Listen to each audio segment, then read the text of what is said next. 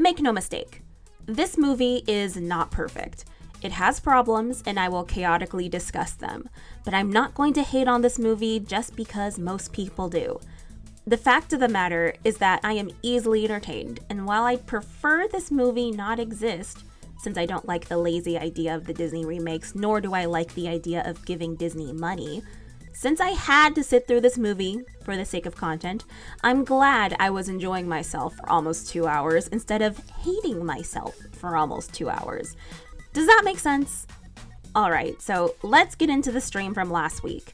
Editing me will pop up from time to time with additional thoughts.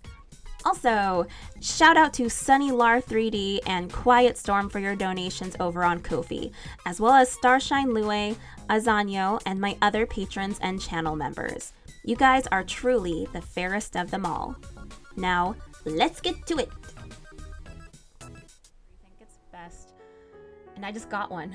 I got an ad because I'm watching this as well from my phone. But anyway, you guys aren't here to hear me just rant about my technological issues. No, you are here for a reason. This is a press conference. We are discussing the cultural phenomenon that is Snow White 2025. And I saw it last night. Well, yesterday afternoon. So, it is fresh in my mind. I've got all the deets. We are spoiling this entire movie. We are going to treat this like a press conference, as in you guys ask me questions and I will answer about if the movie did a thing or if it didn't do a thing, and I can also give my general thoughts about it. But let me just set the scene for you. So, I got home yesterday at around 3 o'clock or so. I was still mulling it over if I'm gonna go watch this movie. I came home, told my mom, hey, let's go, we're gonna go watch Snow White, but she wasn't able to, so I was like, okay, I'm just gonna go by myself. Looked on my phone, when's the next showing down the street? It's gonna be at 3:15. It's now like 3:05. Almost 3:10. That's when I book it out of my car, and I was pretty confident.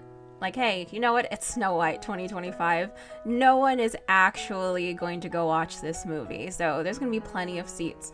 So it's okay. I live 5 minutes away. I'll get there. My biggest issue will be parking, and the trailers are like 25 minutes long, so it'll be fine.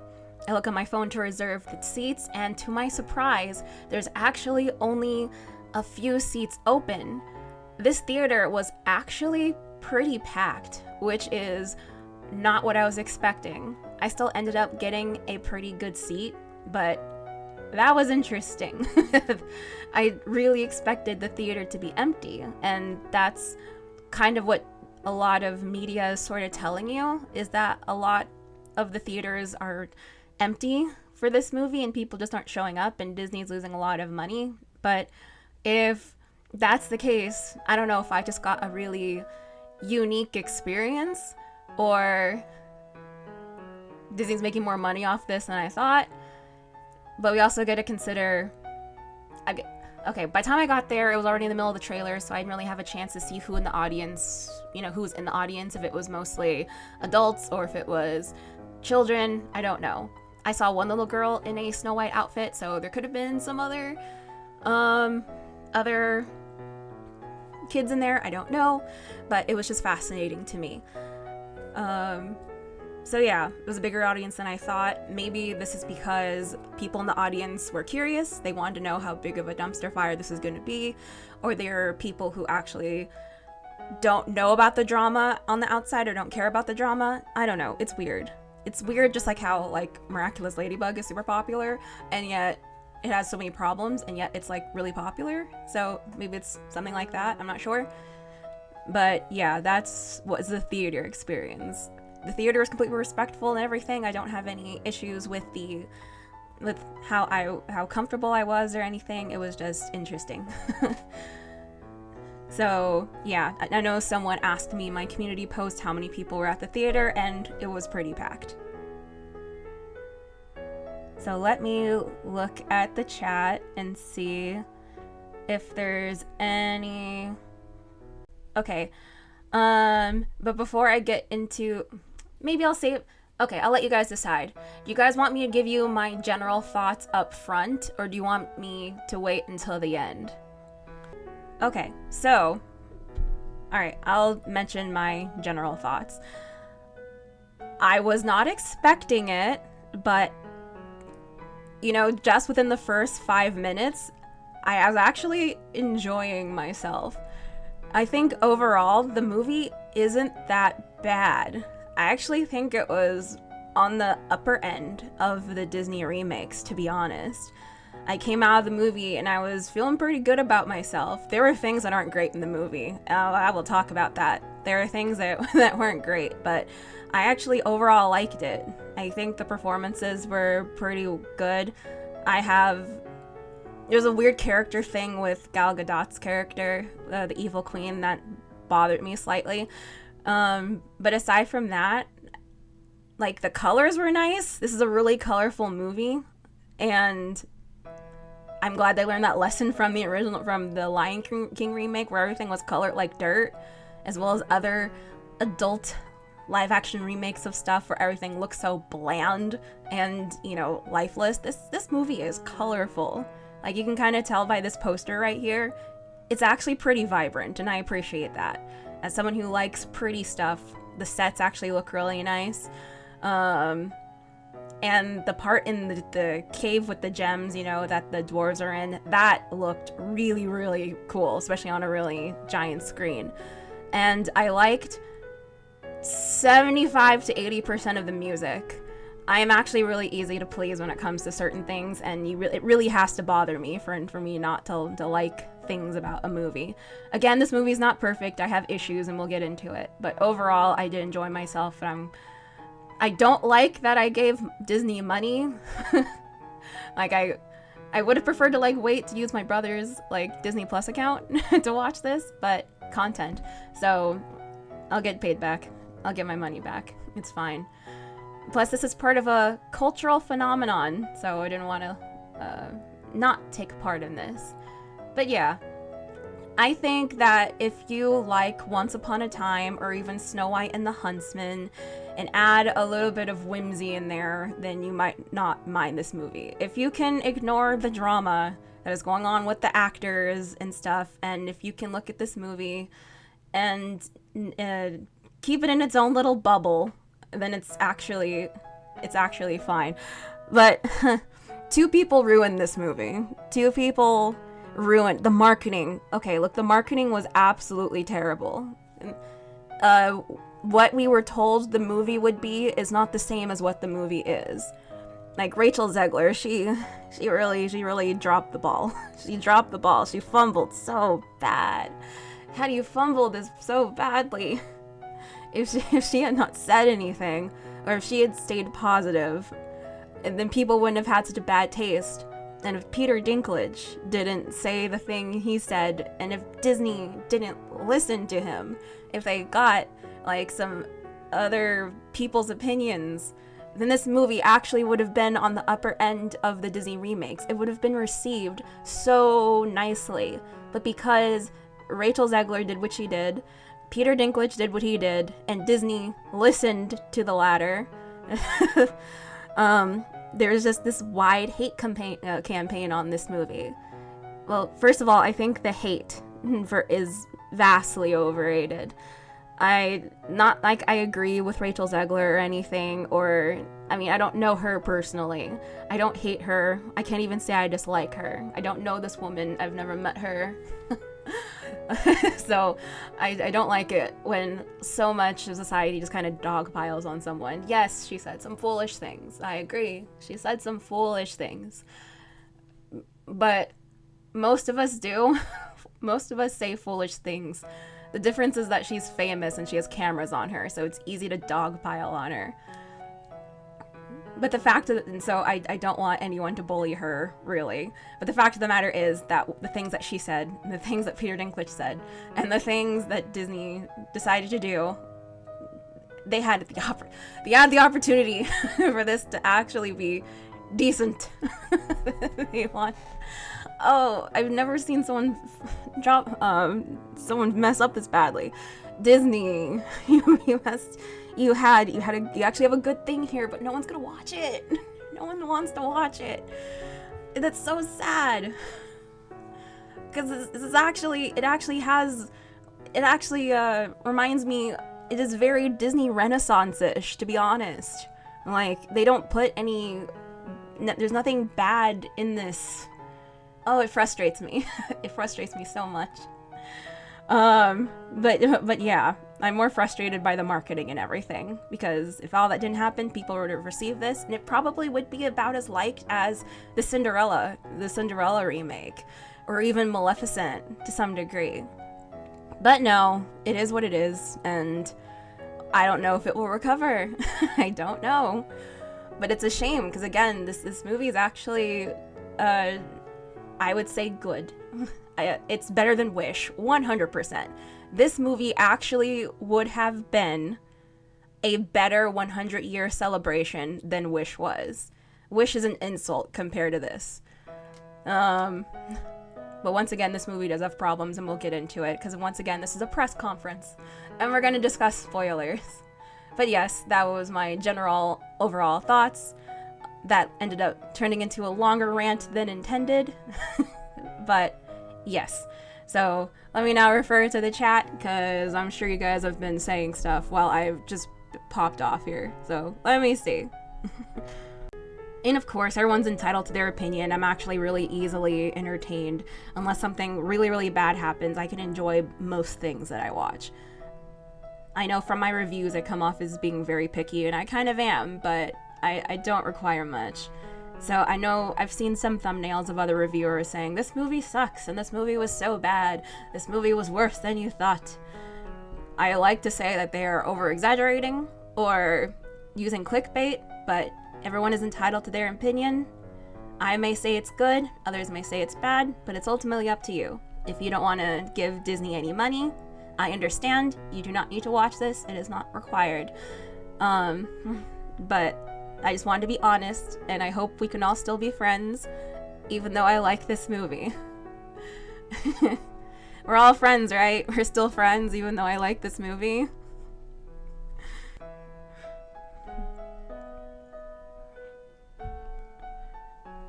Alright, let me see.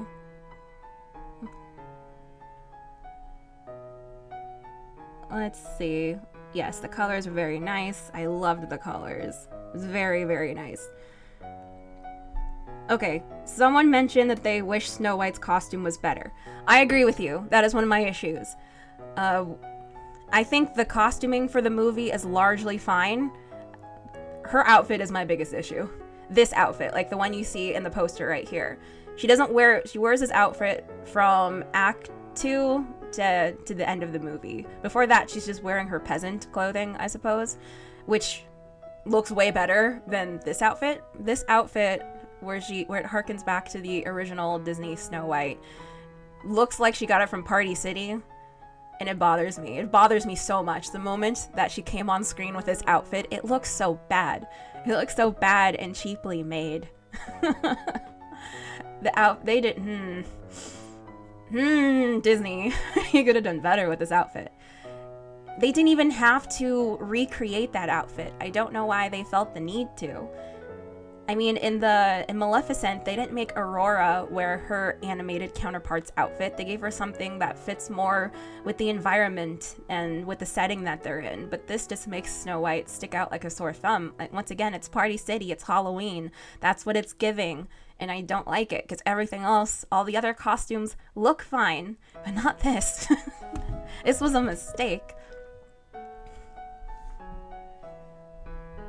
I don't know if it's the style plus the colors plus the material that makes it a mistake, but it was a mistake was made with this outfit. Someone mentioned in my community post, they said that it was a shame that they got rid of her red bow, the red bow that traditional Snow White wears, and that red bow is actually in the movie. When she first shows up in the quote-unquote classic Snow White outfit, she is wearing the red bow. But when she runs into the forest because she's scared because the huntsman's like, oh, the queen's gonna kill you, she goes through that whole traumatic experience, and when she drops into some water, and during all of that craziness, the bow falls off. And so the bow is off her head for the rest of the movie. So the bow is there. It's just only there for about 3 minutes. So if you cared about that bow, I'm sorry. I mean, it was there. The bow had a cameo, so. Okay, so Silly Sulky asked, did they finally give the prince his fight scene that was originally planned? There is an action scene. Also, there's no prince. The love interest is a bandit, peasant bandit who is like a rebel bandit who is against the evil queen and does bandit-ish stuff. There's a little bit of swashbuckling action, I guess, but this movie isn't really action-y. It's not like Snow White and the Huntsman, which is like war and gloom and doom and stuff. I mean, there's soldiers and there's, again, some like... Okay, so follow me on this. This movie, Snow White 2025, is a mixture of Snow White, you know, the original Snow White, and Tangled. Sprinkle in a little bit of Once Upon a Time Snow White in there as well. But if you take Snow White and Tangled and mush them together, that is this movie. Because basically, the love interest is basically Flynn Rider. Basically. And the funny thing is, I saw that the choreographer or whoever was Mandy Moore. Now, I don't know if there's multiple Mandy Moores in Hollywood, but if it is Tangled's Mandy Moore, then that makes it even funnier. But yeah, it's Tangled plus Snow White. I might have emphasized this back in the stream, but I think I feel like I need to emphasize it even more. This movie is very Tangled coded, and it's fascinating how much this movie like has elements of Tangled in it.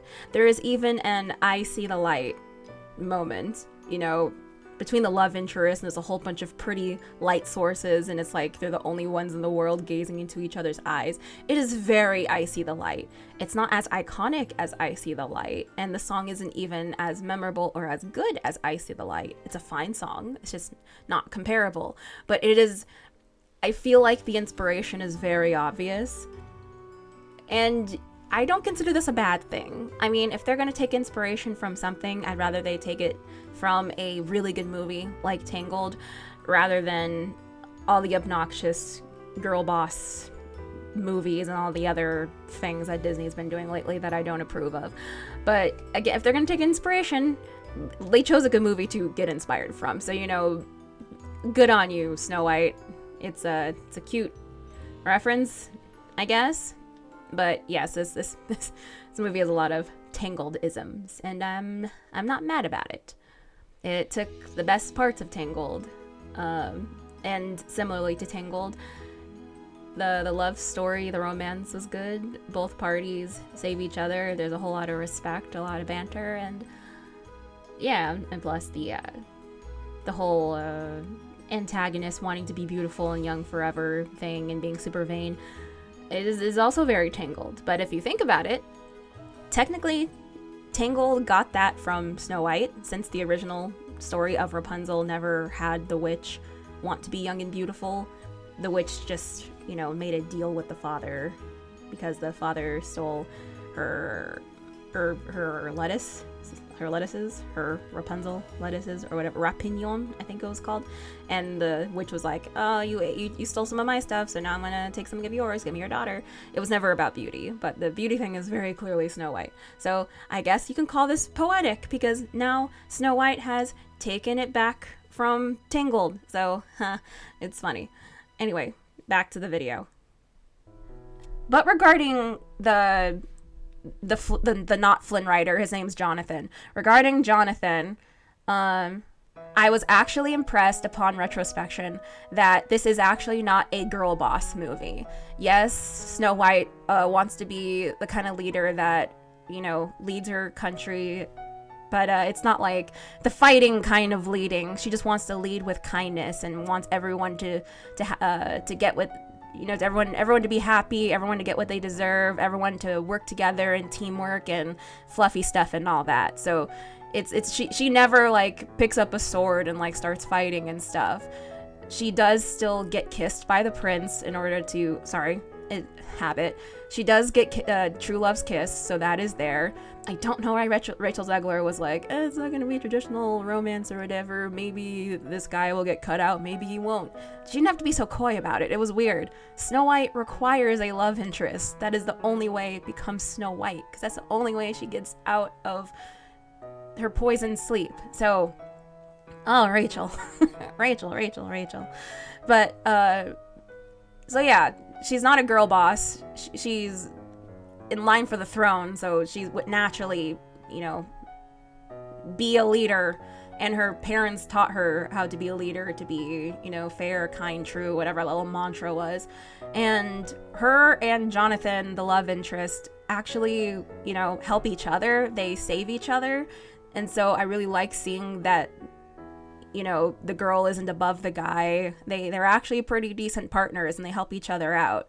So yeah, it's not the annoying girl power kind of movie that we were told that it might have been. So that was really, really cool that they did that they actually made a sweet love story here. Again, akin to Tangled. Really akin to Tangled, to be honest. Why did they make her look like Lord Farquaad? Okay, I kind of, I don't love her hairstyle either. They could have, like, fluffed it up a little bit.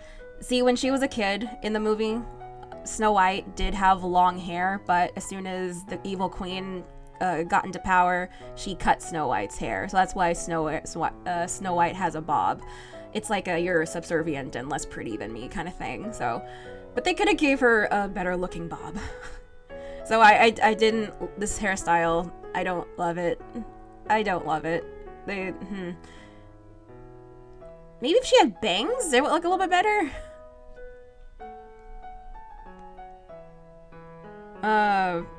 So yeah, hairstyle, the hairstyle and the clothes, they did Rachel dirty. they did Rachel dirty looks wise. That's for sure. Okay, someone said, was she spoiled? I heard from a couple of people that she acted like a spoiled person, or that she didn't act kindly towards the bandit for saving her. I wouldn't call this Snow White spoiled. She was actually pretty sweet the entire time. If you saw anything with the bandit out of context, he was being a little rude to her, so she was kind of responding in kind, I guess. But mostly she was really fair and really nice throughout the movie. And her and Jonathan were kind of just bantering. She wasn't really being rude to him. She actually helped save him earlier in the movie, and yeah, he saved her too, but he's like he's being all, the world is gloomy and you gotta look out for yourself kind of thing, and you shouldn't be out here, and you should look out for yourself too, go run away and stuff. And she's like, no, I'm not gonna do all that. I'm not gonna be lazy like you or whatever. And I didn't give up on hope. You gave up on hope. And he's like, I don't need hope. I need food. So they were just bantering. I wouldn't say she was rude to him. And besides, he saved her life. He did save her life twice. First time, let's see, she wasn't really rude to him. She was just like, hey, do you know where my father is? And he's like, no. I mean, I might know where your father is. And so he's like playing coy, so she might be getting a little frustrated with him. But no, she was never rude. And I don't know if it was in the trailers or not, because I didn't really watch the trailers, but people knew about the part during Will Sawayu work while she was giving the dwarves, the sponges and the mops and stuff, and was like, you guys clean.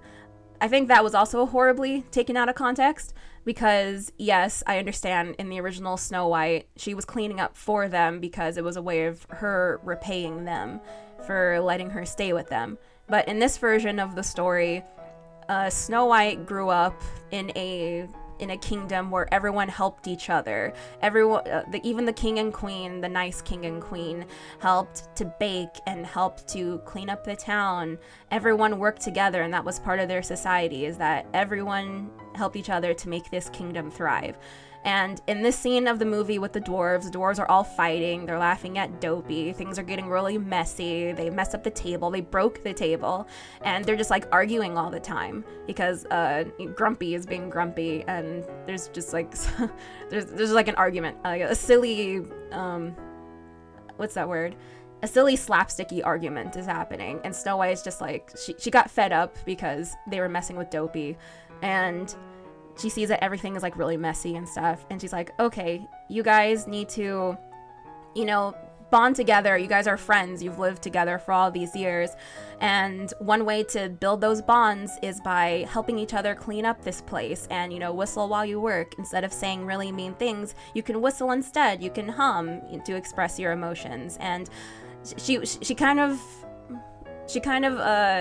took in her inner Mary Poppins, I guess. You know, a spoonful of sugar helps the medicine go down. That's basically what she was doing. She's like, if we're gonna clean, let's make it fun. Let's do it together, and it'll be a bonding experience, basically. So she was helping them do a bonding experience because there was like a lot of tension and stuff between them. So it wasn't her being like, I'm the princess and I know what's best, here you go. It was, this is a way of teaching you kindness and camaraderie. And so, yeah. So that's what was happening in that scene. Okay, so something I completely forgot to discuss was there was a point in the movie... Okay, how do I approach this? I'll just go in chronological order. So there's a part where Jonathan saves Snow White. He gets shot at with an arrow and he's about to die. And Snow White begs Doc, one of the dwarves, to save this man so that he doesn't die. And that's all well and good. This is followed by probably what I think is the funniest joke in the movie, because it actually got a pretty decent laugh out of me. It's best you kind of experience the joke yourself, because I don't think I can deliver it the same way that it was given. So Doc does end up saving Jonathan, which is awesome. Yay, everyone's so happy he's saved. But then it's followed up, you know, the best joke of the movie is followed up by what I consider to be the stupidest part of the movie. So let me paint the scene here and what the situation is. So Snow White is a fugitive. All these bandits are technically fugitives, and they're all trying to hide from, you know, the Queen's Guard, who are actively in the forest and looking for these people. They know to be discreet. They know that they are being hunted, and they are like always on guard. For the most part, they played this whole thing really well. They know to be quiet, all that fun stuff. But as soon as Jonathan is, you know, alive, what is their first thought to do? They have a party. They have a party with music and like a campfire or whatever party, bonfire, that's it, like a bonfire. They have really loud music with humming and whistling and yodeling. And it is so stupid. They're trying to avoid getting caught, and they have this a group of relatively intelligent people decided to have this party when their lives are on the line. It was absolutely stupid. I mean, they used one of the songs from the original Snow White. They paid homage to it, which is cool, but this was not the time. These otherwise really smart people just got hit with this stupid stick, and it was really dumb. Had this been any other movie, this would have been a sweet scene. It would have been really cute, but so dumb. It was so dumb.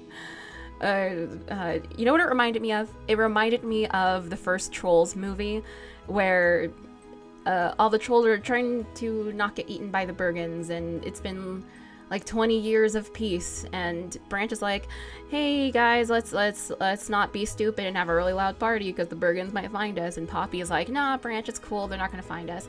And then at night, Poppy and all the other pop trolls have this big party with lights and fireworks and explosions, and they get caught by the Bergens. Like, who would have thought? Except in that movie, it's actually acknowledged how stupid this plan was that Poppy had this party. Whereas in Snow White, it's not. So that was a writing oopsie. So, oopsie.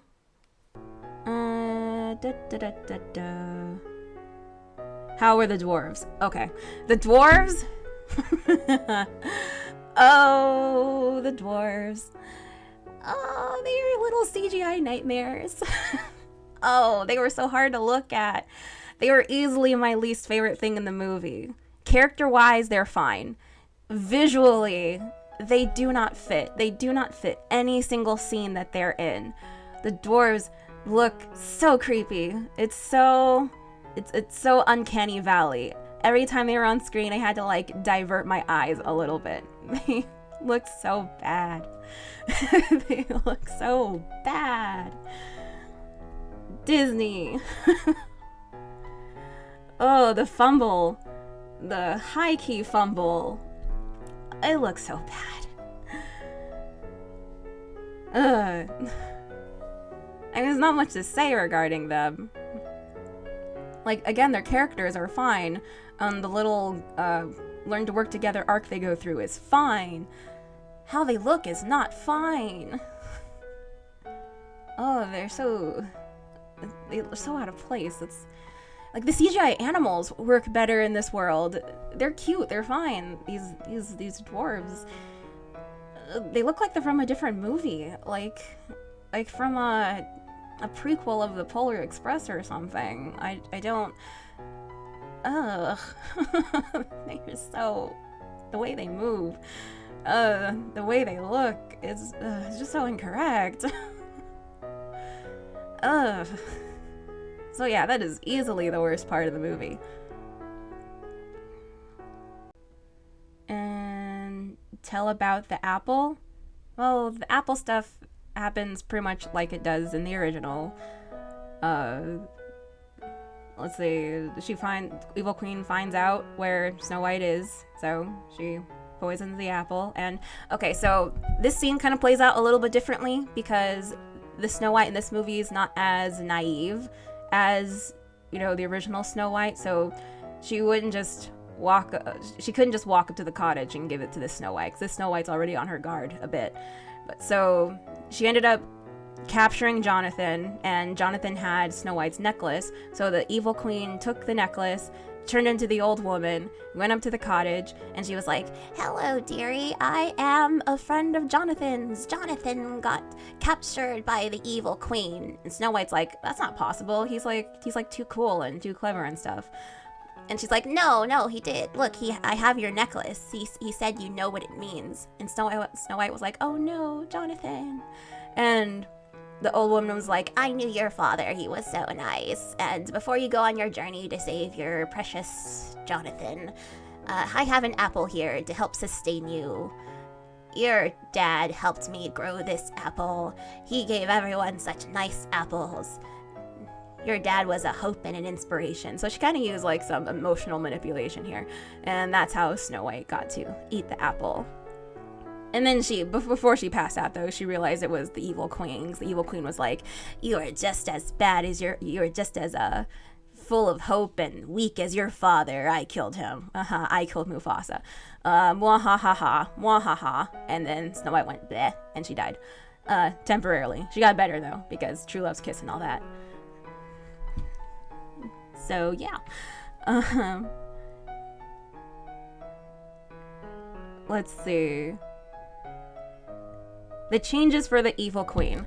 I think overall, Gal Gadot did fine as the Evil Queen. I didn't mind her. There was only okay. Performance-wise, it was fine. It was completely fine. The only part that really bothered me is that they gave her a villain song, and the song technically isn't bad. It's definitely not my favorite song of the movie. It's one of the weaker songs. It has good parts about it, especially like near the end, like the choir comes in and it sounds cool. But throughout the whole movie, the Evil Queen was like this really serious and intimidating character. And then she sings this show tune. It's like this kind of preppy show tune, and it's so out of character. It didn't fit. She went from like the evil queen from the original Snow White, whose name is Grimhilda, by the way, if you never knew what the original Snow White's evil queen's name was. Grimhilda. So she was being all serious and stuff like Grimhilda, but then she dips into Mother Gothel a bit, which, you know, makes sense because I want to be so pretty and young forever. She dips into that, but she also dips into the camp of Mother Gothel, and that doesn't fit with the character she was doing. The song becomes like evil like me from Descendants, kind of low key, and then she goes back to being serious. It was the tone, the tonal shift wasn't great on that, but her performance was fine. Character in itself was a little weird because everyone is so afraid of this evil queen, and she's able to rule the kingdom with an iron fist. And you think, okay, that makes sense because she is an evil sorceress and she has all these powers. Of course everyone would be afraid of her because she can do all these terrible things, but we never actually see her do anything bad to anybody. So I can't help but think or question, why are we afraid of her? Like, not just us, the audience, but like the villagers too. She didn't do anything to anybody. She's just super intimidating, and she can turn a rose into dust. That's scary.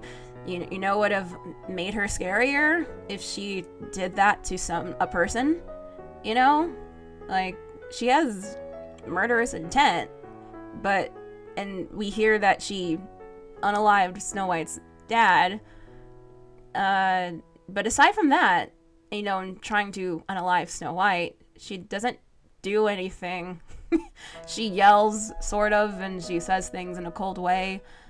And why can't we leave this kingdom? It sucks here now. The king is dead, and Snow White's nowhere to be seen. So let's bounce. I mean, the queen's not doing anything to us. Let's just go. The door is open. The gate to the outside is open. Anyone could walk out at any time. Why are we all suffering here? Oh no, the huntsman betrayed the queen.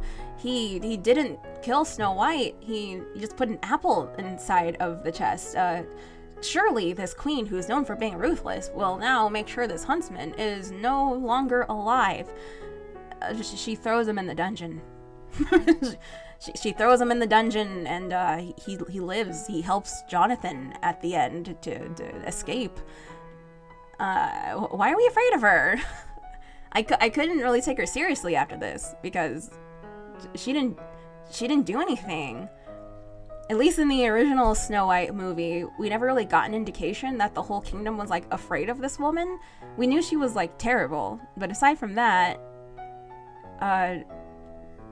it's weird. It was a weird choice. They didn't commit to how evil this woman was, and it was kind of a disservice for the movie.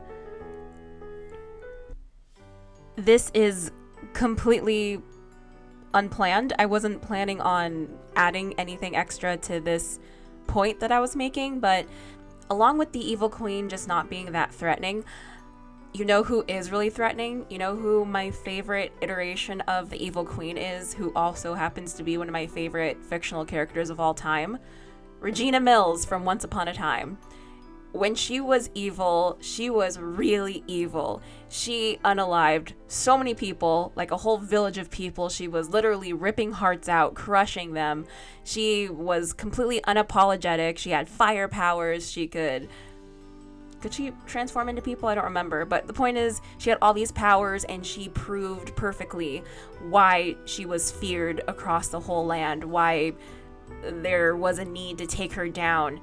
She was threatening, she was mean, she followed up on all of her threats. This feels like what Gal Gadot's Queen was attempting to be, but because they didn't want to be too extreme in this movie, they couldn't quite go through with it. We can say that she killed Snow White's father in the past, but all that's off screen, and we can say that she's trying to kill Snow White, but that doesn't happen. But what also doesn't happen is the huntsman putting like a deer's heart in the box to fool the queen. So this movie is just trying to be less intense, I guess, less dark, and it suffers a little bit. Snow White does need a little bit of darkness, and this one played it a little too safe. And also, in not putting a deer's heart in the box, it made Gal Gadot's queen slightly stupid, because that means she never checked the box to begin with until it was who knows how long until she checked the box. But at least the original queen, Grimhilda, checked the box and was like, oh, there's a heart in here, it must be Snow White's. So it was easier for her to be tricked, whereas this one, not as smart. So yeah, best evil queen is Regina. I don't know if I can say Gal Gadot's queen is the worst evil queen version. She's just not the best. Anyway, back to the main video.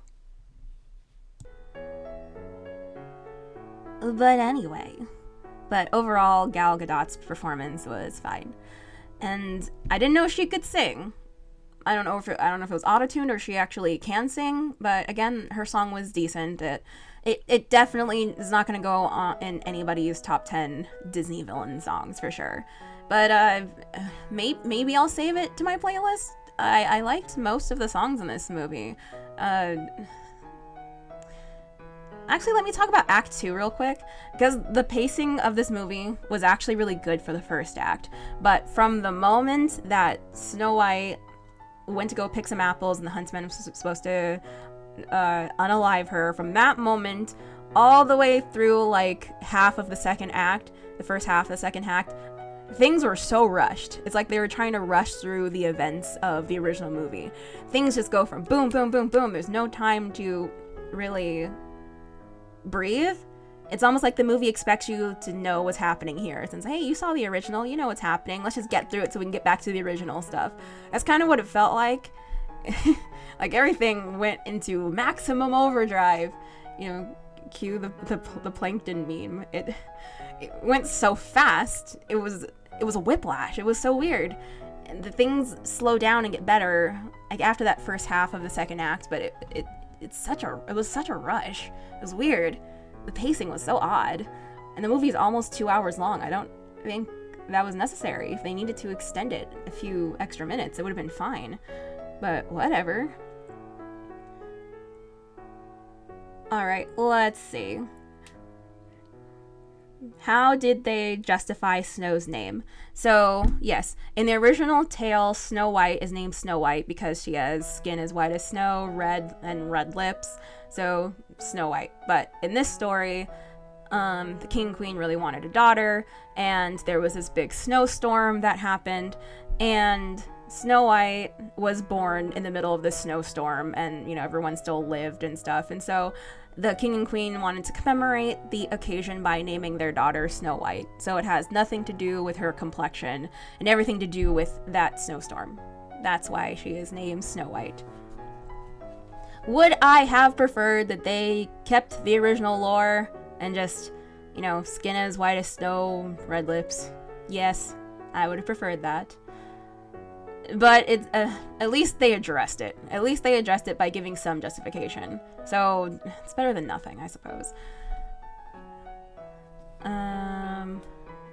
Let's see.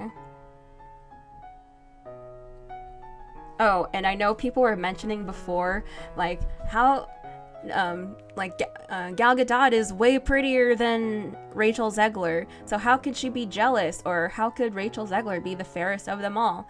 Well, in this movie, they technically never said that Rachel Zegler's character was prettier than Gal Gadot, and whether you think she is or is not prettier is, you know, purely up to you. I'm not saying whether or not I think one is prettier over the other, but for those who are like, how can Gal Gadot possibly be losing, you know, in attractiveness to Rachel Zegler? Well, in the movie, when they say fairest of them all, they don't just mean the prettiest of them all. They mean like the kindest, like literally fair, like in like a righteous sense, I suppose. Like, she's a fair person and makes fair rules, who knows how to rule fairly and treats everyone equally and is kind. Basically, they're just saying that she has the prettiest heart, more than her looks. So there's that. Let's see. Was the running in the woods scene relatively spooky? I think it was... Visually, I liked the running in the woods part. It had cool visuals. It had cool visuals, a lot going on. But again, this was during the beginning of the second act, where things were happening really, really fast. So you kind of just got punched in the face with the running in the woods part, and you almost didn't have time to process everything that was happening. But yeah, no, I think that part was done fairly well. It was fine. Because again, just like in the original, everything was pretty much just in her head, and she's like really afraid because everything's just kind of happening. So it's not like the trees and stuff are actually poking her and going after her and stuff, and there's not actually these scary eyes and things.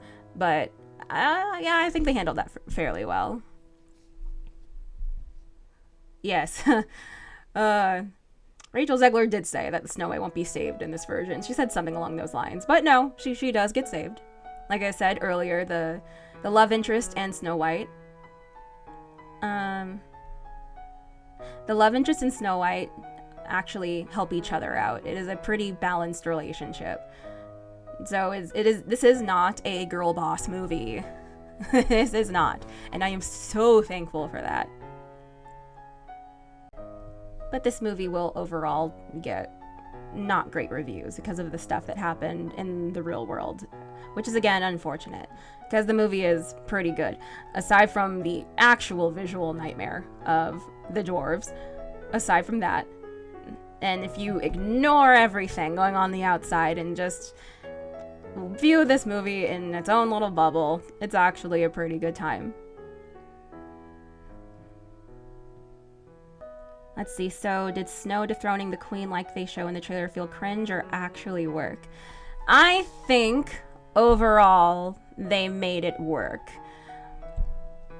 I was a little weirded out by it at first because here's what happened. So, sorry, had to adjust myself. So Snow White gets woken up from her death. She got better. It was okay. Jonathan helped her, and Jonathan, and the dwarves make this little plan to go over, take the kingdom back. So Snow White walks into the kingdom. She's wearing her hood, and then everyone in the village sees her, and they're all immediately dumbfounded because they actually haven't seen Snow White since she was a child. So they're like, oh, the princess has returned. And they start singing and they follow her, and she approaches the castle, and the guards are like, hey, it's Snow White, we have to get her.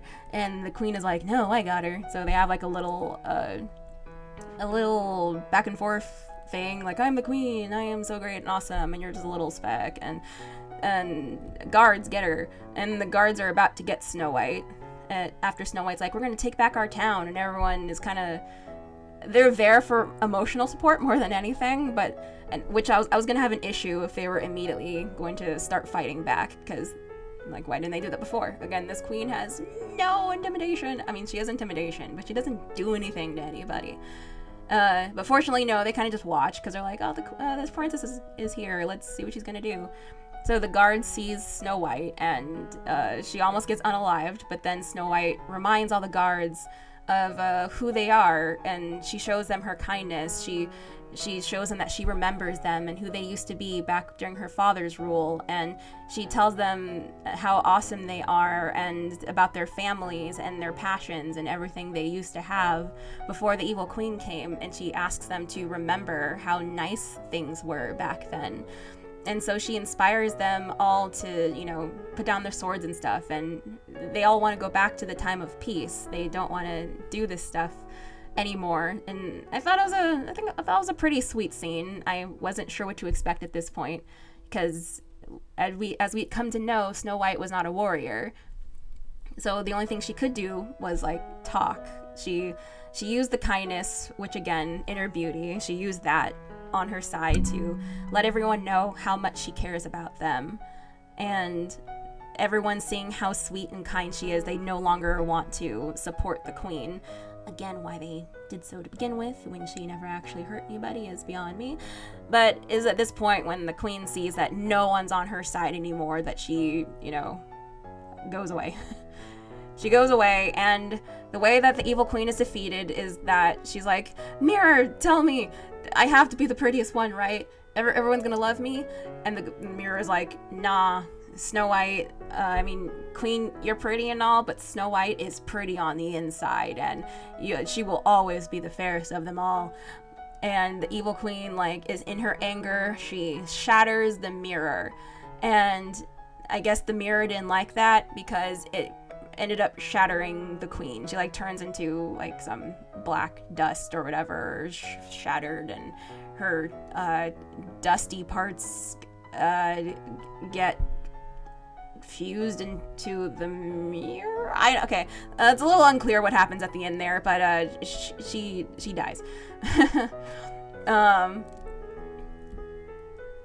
I want to say in a similar way as Mother Gothel, but not fully. But yeah. So, but anyway, yeah, the queen's downfall was weird. I mean, it fits. It fits. She died by the thing that she was vain with, so whatever. Anything else that needs to be discussed? We got the creepy dwarves. I do like the new version of Hi-Ho. I think that was actually really cool. And once again, the crystal caves actually looked really, really cool. But they also gave the dwarves a special ability. They gave them the ability to find gems, their hands glow and they touch the rocks, and the rocks all become all glowy and stuff so they can know where they are mining, which was actually a really cool concept. Again, shame that the dwarves are nightmare fuel, but it's actually a really cool thing. But the unfortunate thing is that this is never brought up ever again, so it's almost pointless. Giving them that power was basically pointless. It was cool, and then we never see it again. I don't know why they did that. They could have made some kind of metaphor later on by having them touch Snow White's arm or something, and she starts to glow because she's beautiful on the inside or something. But no, we never see this power again. I don't know why they gave them this power, and it's not relevant to the story. But whatever. It made the nice crystal cave pretty. So, yay. I wouldn't mind a ride like that though, because that actually looked really cool. Again, shame that the dwarves look so scary. Such a shame. I don't think this movie was average or horrible. I enjoyed myself. I think it's a good movie. I just think the marketing and everything surrounding Rachel Zegler and Peter Dinklage and how Disney dealt with everything ruined the perception of this movie, unfortunately. A lot of people are either not going to watch it because of the drama and because of Disney in general. I didn't even want to give Disney my money. I'm doing this for content. At least I got to see a good movie and didn't go and watch it garbage. But once again, because of the horrible marketing, the absolutely abysmal marketing, people have a bad taste in their mouth and they're not going to go in thinking positive thoughts. And your thoughts are a huge determiner of how you take in information. So it's going to be ultimately the downfall. Because like I said in the beginning, I think this actually would have been a really good 100th year anniversary movie for Disney had they not messed up so badly. They shot themselves in the foot, and it's such a shame. And Graceful Studios, I actually had a similar thought. She said, if fairest of them all is up to internal beauty, wouldn't that make everyone fairer than her? Why would the mirror ever say the queen was the fairest at any time? That's a good question, and that thought also did occur to me. Because it's not like Snow White wasn't pretty the entire... it's not like she wasn't kind the entire time. She was. I guess at some point the mirror decided, you know what, I think Snow White has gathered enough of her kindness / charisma points. She has earned enough of them over the years that I think she has now reached the level of fair, I guess. Because otherwise, yeah, the mirror would have said something a long time ago.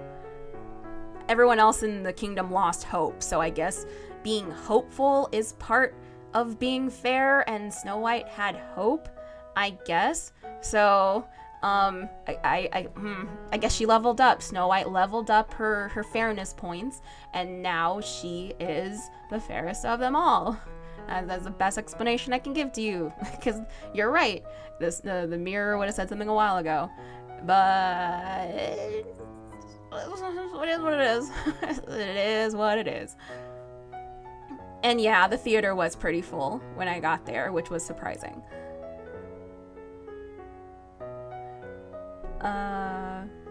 I actually personally haven't seen all of the Disney remakes. I've seen like a handful of them, because I largely do not agree with the existence of these remakes.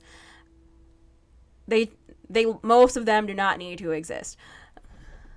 So I don't like partake, and I don't like some of the changes that are made to some of them. But if they are going to exist, and they are going to exist, then I'd rather they be good movies. And this is a good movie. Again, it should not exist, but it is a good movie. Just in case you guys are just listening to this like a podcast and not watching the screen and seeing my captions pop up, I'm actually going to revise what I said. I mean, this could still very well be a good movie.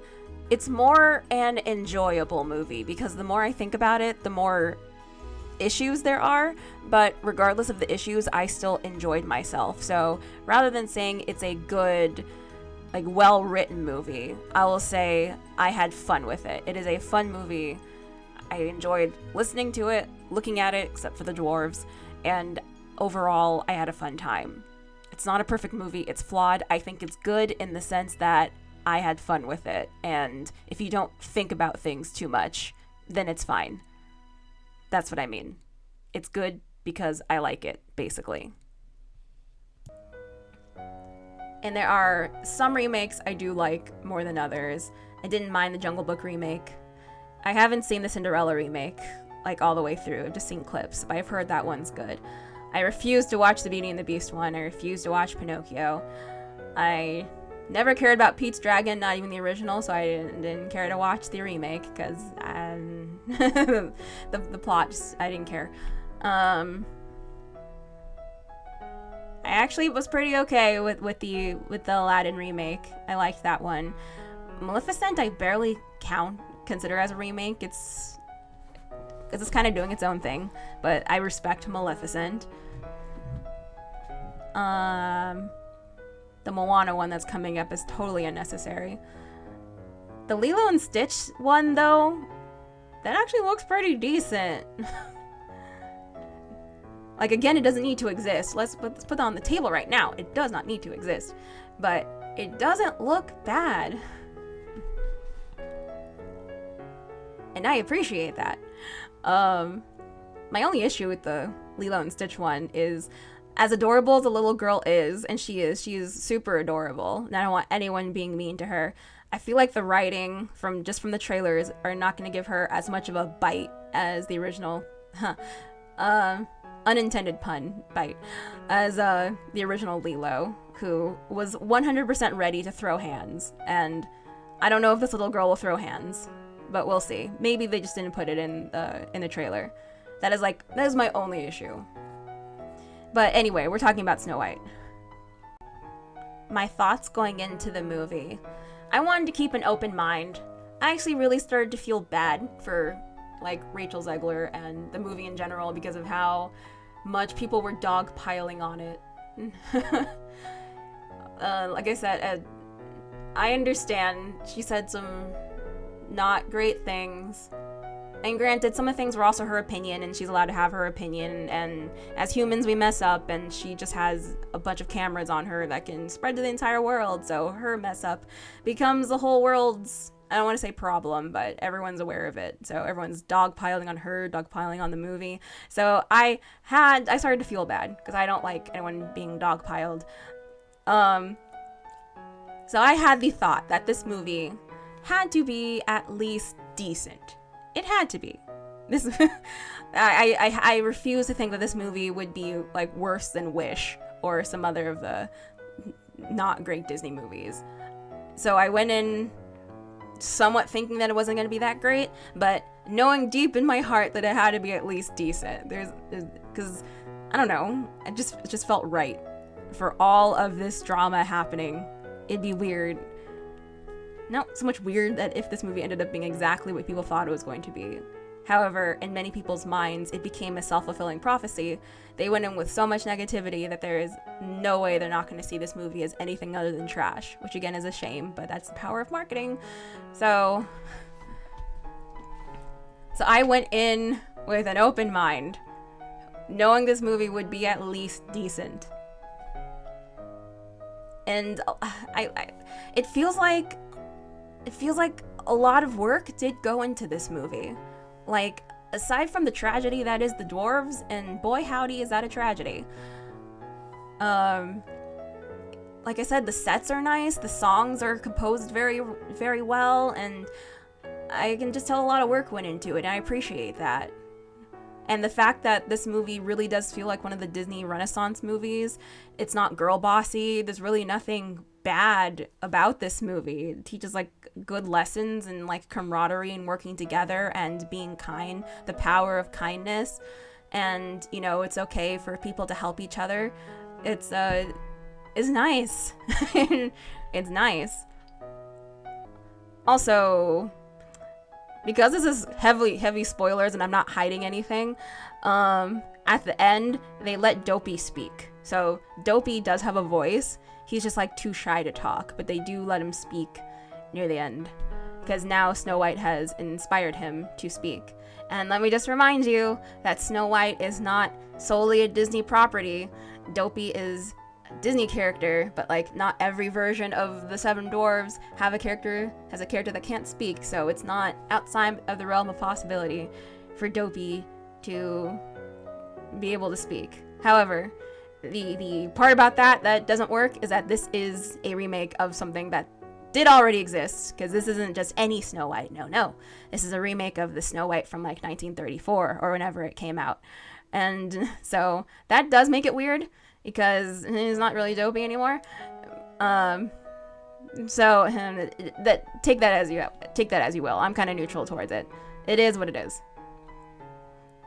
They also made Dopey more of a sympathetic character because, like, the other dwarves were laughing at him and like, oh, he's Dopey and whatever, and because he got some like oatmeal on his head, and they were like laughing, and he didn't like that. And Snow White helped him to gain his confidence and stuff, but they made him like a little sadder, and you can see that he grows throughout the movie. It almost feels like they gave. Like, remember in the original Snow White, Grumpy had more of a character development, and of all the dwarves, he probably had the most attention. There is a little bit of that, but Dopey gets the most character development, and then Grumpy. But Grumpy's development is a little quieter compared to the original. So there is something for Grumpy, but there's more focus on Dopey. And once again, yes, Rachel Zegler said some not great things, and she did not get she did not get good enough direction for the things she can and can't say. But I don't think that justifies bullying. I don't think bullying on any degree is okay, and I don't care, personally, if people show remorse. I mean, I do. I prefer people show remorse for things, but I still like kindness, you know? I don't like being mad at people and stuff, and I don't like the idea of people dogpiling on anybody. So, like, can't we all just get along? It's okay to give people critiques and stuff. She needs it. She needed the critique because that's bad marketing there, Rachel. But the worldwide, like, witch hunt on her is not great. because she was actually she did this role well, and I think she would have been looked at fondly had she not did what she did. But yes, I hope she learned from this. I can't guarantee she did, but I hope she did. But whether or not she does, I still feel bad that people dogpiled on her for this. Because I just don't like when people are mean to other people, whether it's justified or not. It's just not a pleasant thing for me, especially as a Christian. It is not a pleasant thing for people to see people be mean to each other. Even if the meanness is deserved, I do not like it. I just want peace and love. That's what I want. I want everyone to be nice to each other. Constructive criticism is okay. But bullying to such a degree, not okay. But again, hopefully she learned her lesson. If she does, cool. If she doesn't, well, I'm sure she'll face some celebrity consequences. But again, it's a shame that this movie is not going to get received well. It really is a shame. Oh well, c'est la vie. What did I think of this movie's version of Hi-Ho? Hi-Ho. I liked it. I liked Hi-Ho. It was a cool sequence. The sequence was rushed because it kind of came out of nowhere. It was during the rush of Act 2. But I liked it. It was nice on my ears. The visuals, aside from the dwarves, were nice. Okay, so you guys remember this picture right here from like a year or two ago when we got some behind the scenes photos of some stuff going on with the movie? You guys remember this? Remember how everyone was like, oh no, we're not gonna get 7 dwarves, we're gonna get 7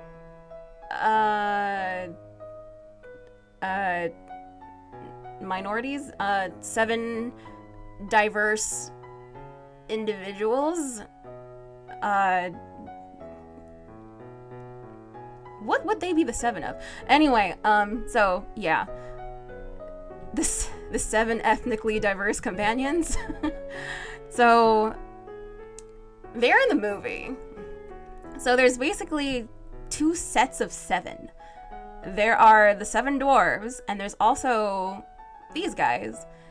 So you got Snow White and the 7 dwarves, and you have Jonathan and his 7 bandit companions, basically. So I'm just wondering what happened. So either, because this is confusing now. So either these guys were originally going to be Snow White's 7 companions, and then everyone got mad and they decided, okay, no, we're gonna use CGI dwarves instead. And then they didn't want these actors to go to waste, so they reused them as Jonathan's bandit friends. Either that happened, or these 7 were never going to be the dwarves, and they were always going to be Jonathan's bandit buddies, and everyone across the internet misinterpreted this picture, and no one at Disney corrected them, and, you know, the dumpster fire happened. So I don't know what happened. One of those stories is correct. I don't know which one it is, though. But yeah, these guys are in the movie. They are Jonathan's 7. They don't really have a character. I mean, the man in front is the only one who really has a character. The rest of them exist. They are in the movie. They help, sort of. They're there. That is their purpose. The only one who has any development whatsoever is the man in front. So yeah, I found that fascinating. The moment I saw them show up on screen, I was like, oh, it's those guys. What is happening? But yeah, that was fun. Yep, it's me interjecting again. So it was recently brought up that there is a chance that the stuff that Peter Dinklage said didn't necessarily inspire Disney to not hire little people to play the dwarves in Snow White. There is a chance that, yes, he absolutely said those things that he said. It is on record. That is undeniable. But we technically don't have proof that Disney listened to him, which is why they didn't hire little people to play the dwarves. There is a chance that they were going to use CGI dwarves regardless of what he said, because as much flack as we give Disney, I'd like to think they're not so unintelligent that they would follow the advice of one person over the masses. I mean, clearly they're unintelligent because they made the decision they made, but I have a feeling like a whole committee of people wouldn't have just listened to him. They wanted to make CGI dwarves. That's how I feel. There's a chance that could be wrong. Maybe they did listen to him. I don't know. It's just weird. The timeline is weird, especially after we had this photo here that you guys just saw with the 7 diverse individuals who we don't know if they were going to be Snow White's 7 or if they were always meant to be Jonathan's 7. But if they were always meant to be Jonathan's 7, then maybe Disney did always intend for the dwarves to be CGI. But no, I think they were supposed to be like 7 magical creatures. It was weird. It's weird. This whole thing is weird. The whole thing revolving around the dwarves is weird. But I just want to put it out there that I shouldn't fully blame Peter Dinklage, because I don't have 100% proof that what he said is the thing that made Disney make the choice that they make. So I just wanted to add that to the record. All right. And to address the most recent question, I don't like to focus on the drama with actors. I mean, I'm addressing it specifically for what happened with the changes in this movie because of the actors or people involved, but I do not want to speak ill of a person's character, even if they're not a great character. It is not in my personality to do so. It is not something I feel good doing. I can critique their creative decisions and some other things that affect a work, but whether or not a person is a good or bad person outside of the thing involved, I don't specifically like to talk about it. They never actually gave Snow White's age. So her age is kind of ambiguous, but I don't think she's meant to be a child. Because at the end, she is said to be queen. So maybe late teens, if I had to guess. Late teens. Yeah, I know in the original she was supposed to be like 14 in the original Disney movie. And in the Grimm's Tale, she might have been even younger, but she's definitely more like an older teen here. Oh, my favorite song in the movie? My favorite song is probably the first and last song.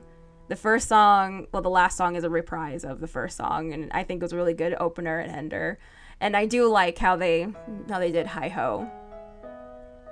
Whistle While You Work started a little weak, but I got into it as time went on. I think we might be good. So, once again, I will make this. Okay, so I find myself having a hard time determining if I can recommend anyone to see this movie. On the one hand, I want others to have a fun time too, but on the other hand, I don't want to support modern Disney. And I also understand if the drama of the movie discourages others to not see it. If you're already going in with a negative mind, it's best not to see it at all, because you'll just convince yourself that it's bad and only look for the bad, which I feel like is what a lot of people did, which is why there's so many negative reviews. But who knows? Maybe this movie is bad and I just have poor taste. Or it's all subjective and I just have the minority opinion. Watch the movie, or don't. It's up to you. whatever the case may be, all I can say is, regardless if you see the movie or not, let's just all move on from the drama and aim for peace. If you made it this far, then please subscribe. It's free, and leave an apple emoji in the comments.